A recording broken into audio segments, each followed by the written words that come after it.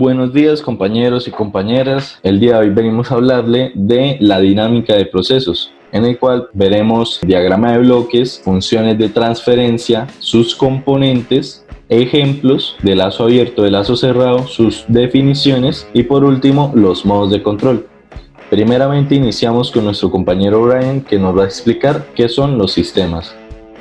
Los sistemas de control son muy útiles cuando debemos administrar una gran cantidad de información, automatizando todos estos procesos y liberándonos de este trabajo que en muchas ocasiones llega a ser molesto y tedioso. Tenemos dos tipos de sistemas: un sistema continuo, que es un proceso donde la materia se mueve a través de las fronteras y comúnmente se usan en procesos industriales. Y también tenemos un sistema cerrado por lotes, que en este sistema no hay transferencia de materia a través de las fronteras. En este, pues un ejemplo puede ser el proceso térmico. ¿Qué caracteriza a un sistema de control? Se caracteriza por la presencia de elementos que permiten influir en el funcionamiento del sistema, cuya finalidad es conseguir, mediante manipulación de variables, que llamaremos más adelante variables de control, un dominio sobre las variables de salida, de manera que las variables de salida, alcancen unos valores deseados por el usuario, por nosotros mismos. Un sistema de control ideal debe ser garantizar la estabilidad y particularmente ser robusto frente a perturbaciones de errores. Debe permitir muy pocos errores, ser tan eficiente como sea posible y ser fácilmente implementable y cómodo, de manera de que pues nos facilite la vida y no ahorrarnos el trabajo. Entonces encontramos el lazo abierto. El lazo abierto es un sistema de control en donde no se compara el valor deseado o punto de ajuste con la variable controlada. En este caso, pues la variable controlada es nuestra salida. De igual forma, se acepta esta definición cuando se desconecta el controlador del resto del sistema. Entonces, abajo encontramos el modelo más simple de un lazo abierto. ¿Qué caracteriza a un lazo abierto? Se caracteriza, como se indicó, porque pues, su salida no se compara con su punto de ajuste. Este esquema de control tiene un amplio uso en procesos donde no hay presencia de sensores para no medir algunas de las variables de su salida. Entonces, la calibración de sus componentes es un factor muy determinante para su correcto funcionamiento. También la presencia de perturbaciones son problemáticas para su correcto funcionamiento, ya que su estructura es propensa a ser alterada por factores externos muy fácilmente. También su operación es independiente de la variable controlada. Bueno, las ventajas y desventajas del lazo abierto. Tenemos ahí las ventajas: son de diseño simple y fáciles de implementar, son más económicos que cualquier otro sistema de control y son convenientes para cumplir tareas por ciclos o tiempos. Una facilidad es que requieren también poco mantenimiento, bueno, no poco, pero es más fácil el mantenimiento de este sistema. Simple y fácil de reparar, diseñar, pero es muy difícil que se mantenga el valor de la salida. Eso lo podemos encontrar dentro de las desventajas. Cuando la salida del entorno cambia, como decíamos anteriormente, las perturbaciones, los factores externos son muy propensos a hacer que cambie nuestra variable en este sistema de lazo abierto. Por ejemplo, un horno eléctrico, cuando empieza a deteriorarse sus componentes, eso altera inmediatamente nuestra salida del sistema. Ahora encontramos el lazo cerrado. Es una estrategia de un sistema de control en donde se compara la variable controlada o salida con su respectivo punto de ajuste. Entonces encontramos, a diferencia del lazo abierto, una estructura de lazo cerrado que contamos con una retroalimentación a nuestro punto de ajuste. Este esquema es más utilizado en procesos industriales, ya que posee ciertas cualidades como su baja sensibilidad a perturbaciones y también que reduce el efecto de ruido incluido esa estructura hermética, por así decirlo. No obstante, también a pesar de sus buenas características, el sistema de control de lazo cerrado presenta un gran problema relacionado con la incapacidad de actuar de su controlador para contrarrestar el efecto de una perturbación. O sea, si se encuentra una falla en la perturbación del sistema, este no puede corregirlo hasta haber cruzado de nuevo todo el sistema. Solamente en ese punto ya se puede volver a corregir. Entonces pues sería una desventaja, pero igual no lo afectan factores externos tan fácilmente como en el lazo abierto. Por lo tanto, la diferencia entre un sistema de lazo abierto y un sistema de lazo cerrado radica en el monitoreamiento constante de la variable que se desea controlar. Entonces, ¿qué ventajas y qué desventajas encontramos en el lazo cerrado? Dentro de las ventajas tenemos que tienen una señal de retroalimentación para controlar la salida. por lo tanto son más precisos y son menos propensos a cometer errores. Tenemos que corrigen errores mediante su señal de realimentación, son menos afectados por el ruido del proceso y soportan una automatización del proceso. En cuanto a las desventajas, tenemos que son más complejos de ser diseñados y de ser ajustados pues, debido al hermetismo de su estructura. Son más caros y por lo tanto requieren un alto mantenimiento para su funcionamiento. Provocan oscilaciones dentro del proceso si no se les ajusta correctamente, si no se les hace un buen tratamiento al esquema.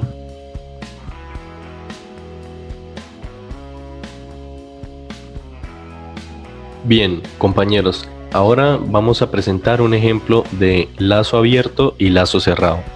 Para ello utilizaremos el siguiente esquema en el cual nos muestra un controlador, un accionador o también llamado elemento final de control y nuestro sistema. En este ejemplo se utilizará una alimentación dado que se va a dar el ejemplo con un circuito electrónico. Para este ejemplo tenemos un mini amplificador de sonido dentro de una habitación. Para empezar identificaremos quién es nuestro controlador. Nuestro controlador será el potenciómetro de 10 kiloohmios, que en este caso hará que aumente o disminuya la intensidad del volumen. Es notado en esta parte que se vendría siendo nuestro controlador. Para nuestro accionador o nuestro elemento final de control identificaremos como ellos lo que es el amplificador operacional, el LM386, nuestro capacitor de 220 microfaradios a 16 voltios y nuestra bocina de 8 ohmios. Ellos tres en conjunto serán mi accionador o elemento final de control, ya que transforman mi señal de entrada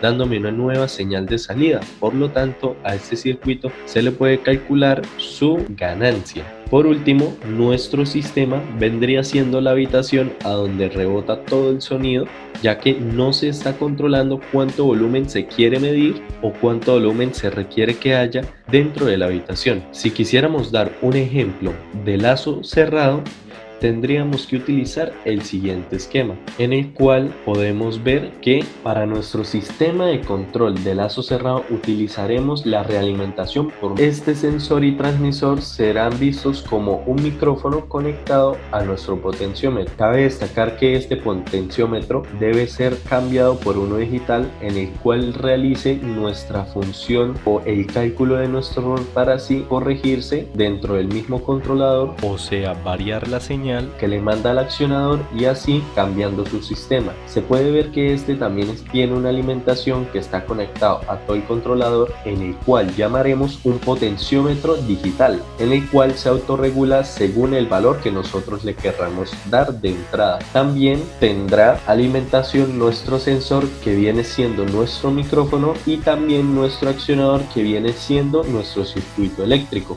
De manera más clara, si quisiéramos encerrar quién es nuestro controlador, vendría siendo lo que está encerrado en esta cajita, que para el ejemplo del sistema de lazo abierto sería únicamente el potenciómetro de 10K, pero para el sistema de control en lazo cerrado sería un potenciómetro digital en el cual, dicho anteriormente, calcula nuestro error y varía de manera que tengamos el valor deseado. Si nos vamos al accionador, nuestro accionador será la composición de nuestro circuito conformado por el LM386, nuestro capacitor de 220 microfaradios y nuestra bocina de 8 ohmios. Finalmente, para nuestro sistema, cabe aclarar que nuestro accionador o elemento final de control para ambos sistemas de control son el mismo, y nuestro sistema también viene siendo nuestra habitación en el cual haremos la prueba.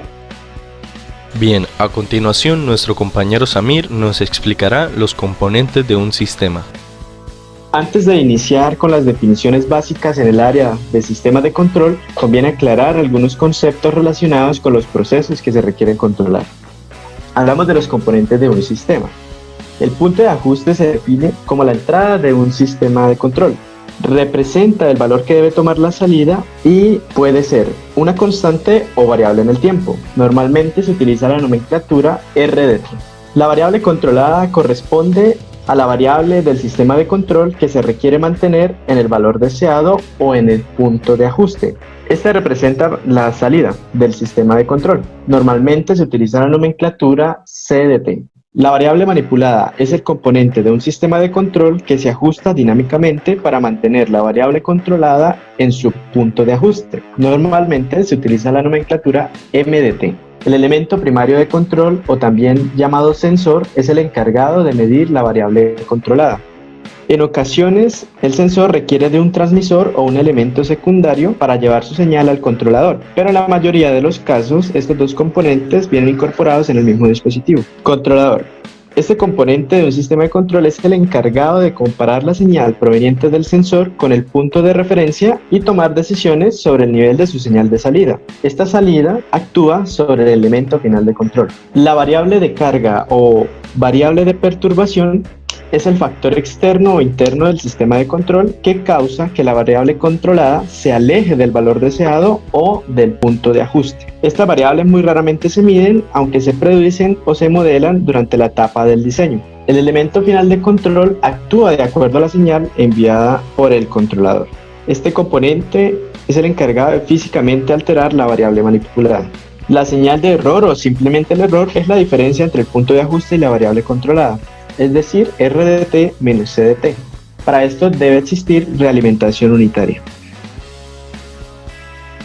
Dentro de los bloques básicos que podemos encontrar en un diagrama bloque está el de sumador o comparación, donde se pueden sumar dos o más señales de un sistema. En este caso, como este sistema es con retroalimentación, cabe recalcar que la retroalimentación siempre va a ser negativa, la que vamos a estudiar. Entonces va a ser un restador.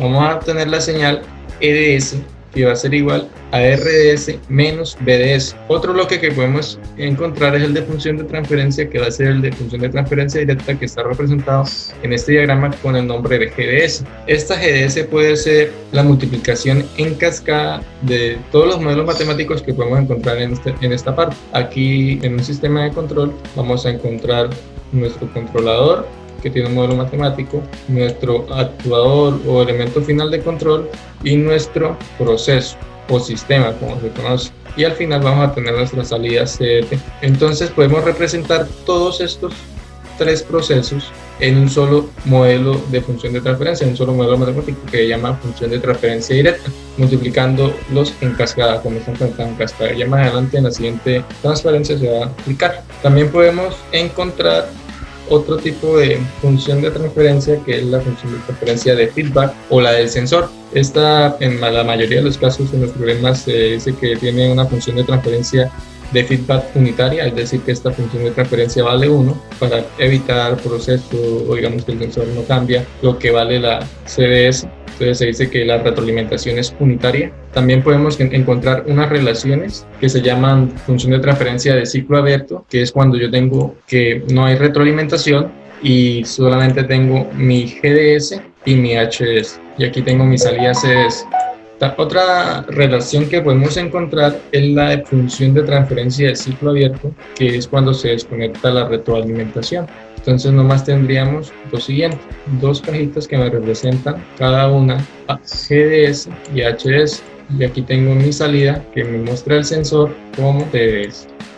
También tenemos otra relación que es cuando existe un feedback o una retroalimentación, que voy a tener una salida respecto a una entrada a mi sistema, que viene representado como CDS entre RDS. Y por último tenemos la relación de error, que viene siendo RS entre RS, que me muestra con qué porcentaje está alejado mi retroalimentación dependiendo de qué punto se encuentra mi set point. Podemos encontrar algunos sistemas básicos que nos pueden ayudar a simplificar nuestro diagrama bloques.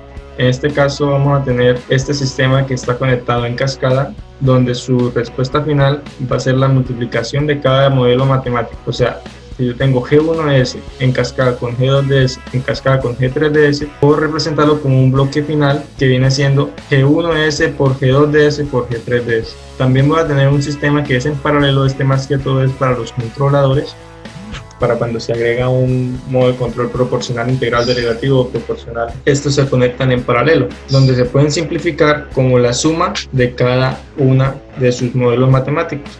Aquí podemos ver que este diagrama de acá fue simplificado como G1S más o menos G2DS más o menos G3DS. Vamos a explicar un ejemplo de una función de transferencia en un circuito RC. Se nos presenta el siguiente diagrama bloques, el cual consta de una retroalimentación unitaria y el cual podemos sacar tres ecuaciones para poder hallar nuestra relación de salida entre entrada. La primera ecuación es BS, que vendría siendo la retroalimentación. Como es unitaria, BS es igual a 1 por CS, que es nuestra salida del sistema. La siguiente ecuación vendría siendo la de nuestro sumador acá, que ES, como sale, es igual a RDS, que entra con signo positivo, menos BDS, que entra con signo negativo, por eso es mismo. Y la tercera ecuación vendría siendo la función de transferencia GDS, que la podemos representar como CDS igual a EDS por GDS, teniendo en cuenta que esta es la salida, EDS es la entrada y vendría siendo igual a la función de transferencia.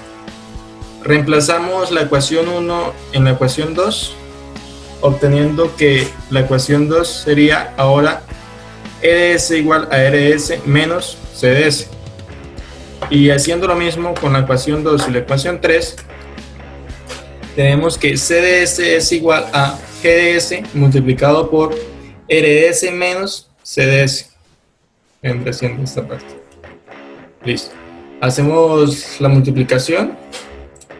Agrupamos términos CDS a la izquierda y ponemos a RDS a la derecha. Hacemos factor común, nos queda aquí 1 más GDS, que vendría siendo el denominador, y en esta parte nos queda GDS como numerador, dando la relación de salida versus entrada igual a GDS entre 1 más GDS, viendo que nos quedó correcto el problema. Un ejemplo para encontrar una función de transferencia puede ser este circuito RC, que vendría siendo un filtro pasabajas. Ahí hallamos la relación de salida entre entrada de nuestro circuito. Primero que todo, pasamos al dominio de Laplace, dominio de la frecuencia, y hacemos un divisor de tensión, dando como resultado de nuestra división de tensión Bin multiplicado por 1 entre SC, que vendría siendo esta componente del capacitor, más la suma en serie de las componentes, que vendría siendo el R y el capacitor, que sería R más 1 entre SC. Despejando y simplificando la ecuación, obtenemos la relación de salida BO entre Bin, que vendría siendo nuestra función de transferencia HDS, igual a 1 entre SCR más 1. Este circuito se puede representar por medio de diagrama bloques, donde mi cuadrito representaría a la función de transferencia. En él iría el nombre de la función de transferencia que encontramos y leímos que fue HDS. Y mi entrada al cuadrito, que sería la función de transferencia, sería Bin. Por lo tanto, mi salida sería BO. Y esta sería la forma de representar este circuito, obteniendo ya en sí la función de transferencia. Pues se ve que es una manera muy fácil y muy sencilla de representar. Muchos componentes actuadores poseen características no lineales y la eficacia de su acción requiere mucho de que se mantengan en el punto de operación, donde actúan aproximadamente de manera lineal, el cual puede ser un intervalo muy pequeño. Para esto debemos comprender el concepto de linealidad. Se dice que una ecuación diferencial de enésimo orden es lineal cuando tiene la forma de la ecuación que vemos en la pantalla. Tenemos algunos ejemplos de ecuaciones diferenciales no lineales. Caso cuando el término es no lineal y el coeficiente depende de y. Tenemos también el caso cuando la función es no lineal de y cuando es una potencia diferente de y. Debido a que la mayoría de herramientas para el análisis de sistemas y diseño de sistemas de control requieren que el modelo sea lineal, es necesario entonces disponer de métodos para linealizar modelos. La linealización simplemente consiste en expresar una función o ecuación diferencial no lineal con una versión lineal aproximada, solo válida en un intervalo muy pequeño de valores de la variable independiente, algo así como expresar una función cuadrática en una recta. Para esto utilizaremos las series de Taylor y Maclaurin. Las series de Taylor son una aproximación de funciones mediante series de potencias o sumas de potencias enteras de polinomios, llamados términos de serie, y dicha suma se calcula a partir de derivadas de la función para determinados valores o el punto A, que para nosotros también sería el punto de ajuste. Cuando el punto de ajuste tiene el valor de 0, También se le denomina también serie de Maclaurin. La serie de Taylor se define como la ecuación que encontramos en la pantalla. Gráficamente se representa como se encuentra en la figura 2.47, linealización cerca del punto A. A continuación encontraremos un ejemplo en el cual aplicaremos la serie de Taylor para linealizar una ecuación diferencial no lineal alrededor del punto pi cuartos. Analizando la ecuación diferencial encontramos que el término no lineal corresponde al coseno de x. Tomando los términos necesarios de la serie de Taylor para realizar la linealización, reemplazamos los términos correspondientes. La función no lineal evaluada en el punto A o punto de ajuste sería el coseno de pi cuartos. La derivada de la función coseno, en este caso sería menos seno, evaluada en el punto pi cuartos, dividido en el factorial de 1, que es 1, multiplicado por x menos pi cuartos. Finalmente, los valores correspondientes al coseno de pi cuartos y al seno de pi cuartos son raíz de 2 sobre 2. Y por último, reescribiendo la ecuación diferencial de forma lineal alrededor del punto pi cuartos, nos da como resultado la ecuación diferencial lineal que representa a nuestro sistema. Bien, ahora veremos los modos de control. Primeramente veremos el modo de control proporcional, en el cual mi CDS será igual a Kp, donde mi Kp es mi parámetro ajustable. Al aumentar el valor de proporción Kp, aumenta la velocidad de respuesta, disminuye el error en régimen permanente, aunque aumenta la inestabilidad del sistema. ¿Qué quiere decir esto? Que al momento en el que nosotros empezamos a aumentar Kp, llegará un punto en el cual su error será muy mínimo. Luego de eso, empezará el sistema a ser inestable, proporcionándonos problemas en alguna aplicación de nuestro sistema de control. Como podemos observar en estas gráficas, el Kp inicia siendo un 2, lo cual se estabiliza poco a poco en mi régimen permanente. Al aumentarlo, nuestra velocidad de respuesta cambia abruptamente, aunque al tomar un Kp alrededor de 50 o 100, nuestra respuesta se vuelve muy inestable, por lo cual no es beneficioso y se presenta un offset. Este valor de offset hará que el controlador mantenga un valor diferente al valor que le hemos dado en el principio. Ahora veremos nuestro modo de control integral, en el cual nuestro controlador será igual a KI por la integral de 0 a t por E de tau por d tau, donde nuestra salida CDS será igual a KI sobre S. Este modo de control hará que la salida del controlador, que es proporcional al error acumulado, implique que es un modo de control lento. Significa que nuestra respuesta se va a lograr estabilizar después de un tiempo muy largo. La ventaja de este modo de control es que nuestra integral después de cierto tiempo hará que nuestro error sea igual a 0, logrando estabilizar mi salida. Al combinar estos dos modos de control obtenemos el modo de control proporcional integral, en el cual nuestro controlador será Kp por E de t más Kp sobre Ti por la integral desde 0 hasta t por E de tau por d tau, donde nuestro Ti será nuestro tiempo de integración, dando nuestra salida CDS igual a Kp, que multiplica a 1 más 1 sobre Ti por S. Para este modo de control es necesario que exista un error para tener una acción de control distinta de 0. Con acción integral, un error pequeño positivo siempre nos dará una acción de control creciente, y si fuera negativo, la señal de control será decreciente. A continuación observamos el modo de control proporcional derivativo, en el cual nuestro controlador será Kp por E de t más Kp por Td por la derivada de E de t respecto al tiempo, donde Td será nuestro tiempo de derivación, dando nuestra salida CDS igual a Kp más S por Kp por Td. Tiene la desventaja importante que amplifica las señales de ruido y puede provocar saturación en el elemento final de control. Cuando se utiliza el PD, permite obtener alta sensibilidad, es decir, responde a la velocidad del cambio del error y produce una corrección significativa antes de que la magnitud del error se vuelva demasiado grande. ¿Qué implica esto? Implica que añade un amortiguamiento al sistema y por lo tanto permite un valor más grande que la ganancia Kp, lo cual provoca una mejora en la precisión en estado estable. Por último, veremos el PID, proporcional integral derivativo. Tenemos nuestra salida CDS igual a KP, que multiplica a 1 más 1 sobre TI por S más TD por S. La combinación de estos reúne las ventajas de cada uno de los tres modos de control individuales, logrando así tener nuestra señal de salida estable.